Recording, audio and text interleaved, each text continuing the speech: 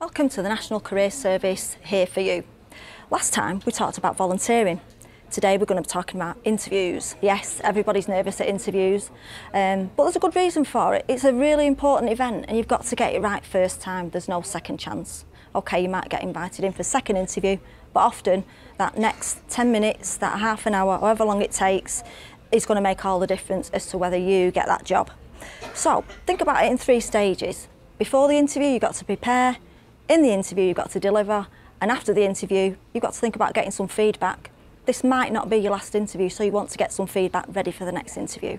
So okay, preparing could be different for different people. It could be that you're really nervous because you don't know where it is.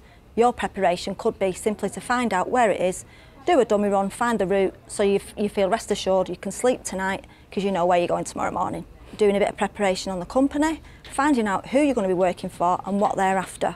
You might have the job specification and the person specification already with lots of information on, but what are you going to be doing when you actually get there? What's the team going to be like? What's the environment going to be like?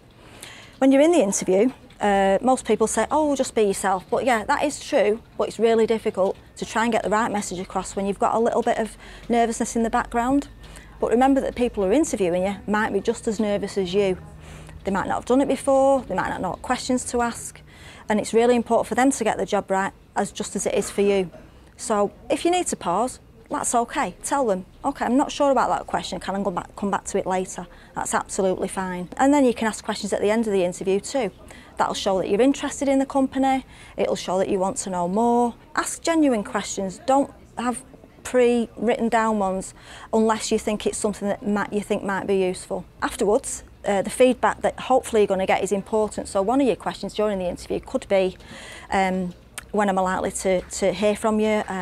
Is it okay to call back another time to get some feedback? And that opens the door, gives you licence to get in touch again and get that valuable information.